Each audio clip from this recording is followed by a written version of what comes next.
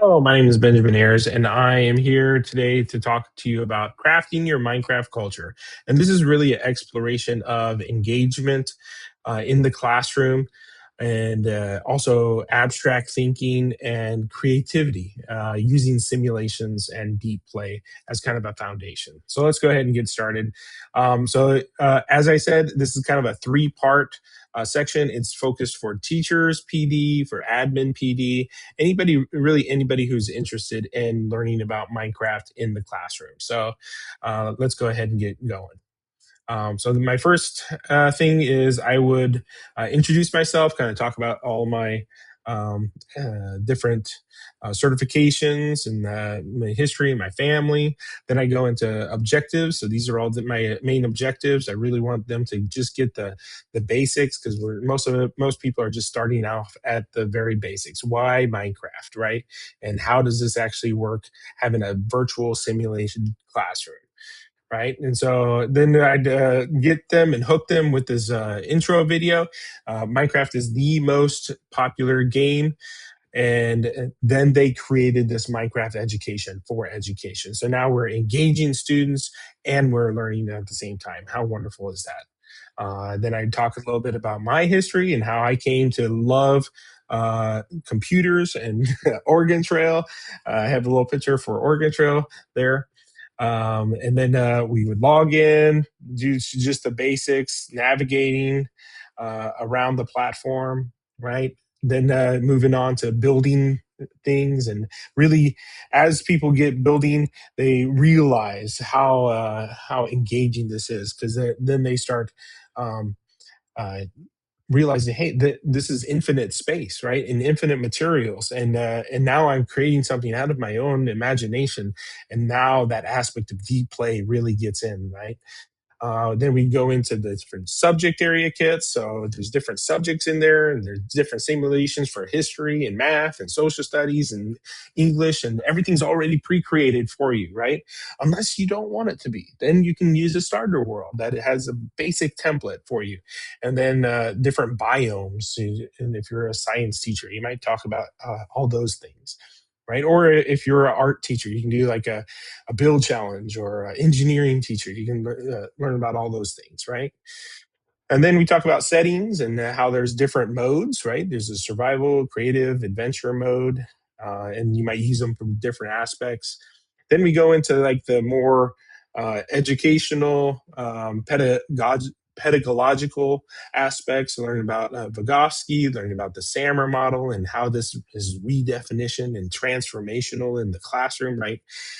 So that's I kind of spend a little bit of time there talking about PBL and how really how do you go about this, right? And how is this even because a lot of people haven't really got to that point yet in their classroom where they're um, building a culture of this creation, right? And collaboration. And so then I give them some examples. And so these are all the examples. Got modeling. I talk about this castle that burnt down, the kids recreated, and now they're able to explore. Talk about area and perimeter and how you can simulate these mathematical concepts, simulate different monuments and different things that kids can create. You can do different three-dimensional dioramas of the space and teleport in between them and learn about each thing. Cell analogy. So now we're having these higher order thinking of what exactly is a cell and how does it relate to Lawson's, right? Which is a little convenience store here. Or virtual field trips. You can go anywhere in the world, right? And create pyramids. You can create these amazing things and be able to explore those things, right? That you wouldn't be able to normally. Talk about history and things that have already gone away, right? You can talk about the modeling, right? And this goes back to the modeling aspect. You can actually 3D print all those things and put them into real life and be like, oh, yeah, this is pretty cool, right? You can simulate events. This is from the Mayan walkthrough, right? Talking about sacrificial pits of the Mayans, right? And then the kids can actually walk through talking about different cultures that may or As you may can not see, there's exist the terrace anymore, farming. right? And have your little voice there and have the student there, right? This is another simulation of Jamestown where the kids actually were in survival mode and they had to survive the different elements, right? And having to survive the animals and having to go and get all these resources and be able to create a thriving town and work together as they do it, right? And then you can talk about all those different cultural aspects, all of those struggles that they had. So this is just the simulation of that, right? And the final walkthrough that the Amsterdam from 1600 to 1776. so that's it is that. And then we talk about virtual journals and how there's many different ways. There's journals, there's cameras that you can take pictures of different things in there. There is, of course, the screen recordings, right? So there's lots of different ways, and you can write inside of Minecraft, right? So then this is a physics arcade. So they have little dynamic blocks like electricity that you can use to move objects and to simulate different circuits. And so we talk about that inside of there.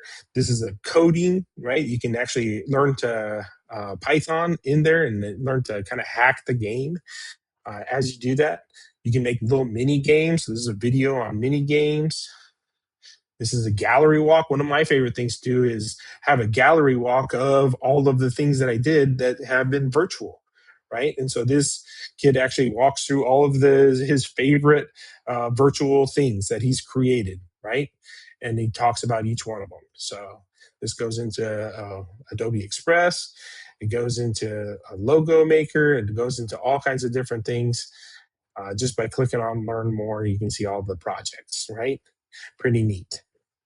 Game, grow, and learn. And this is Farmcraft, so it's now exploding worldwide. And this is an esports competition where you learn about sustainability in farms and all the struggles that farms take, right? And then at the very end, I talk about all of the different all of the different resources that I have. So these are all virtual handouts where you can click on it and get all of those things, right? So that's the beginning portion. And then we kind of talk about gamification at the very end and how this is kind of the engaging part of it, right? So this is the games that are coming out in different platforms and how they all have First, different aspects of engagement. And then we kind of go into the more intermediate. This goes into all of the settings, right, inside of Minecraft, how you might want to kind of scaffold it and build it up, going from independent projects to team building. This kind of goes into more of the rubrics and the assessment. So, how actually do you grade inside of these things using milestones, objectives, and different rubrics and quizzes? You can do all of that inside of the Minecraft world.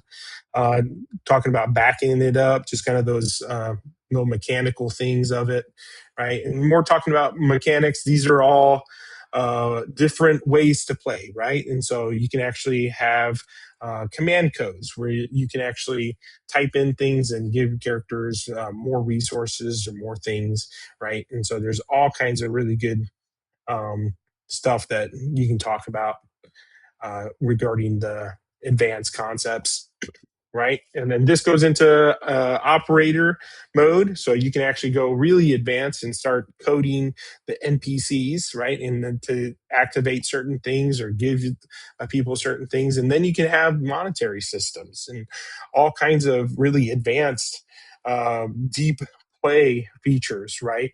Like storytelling, right? So now you're telling a story with your NPCs and creating all kinds of advanced things inside of your game, right?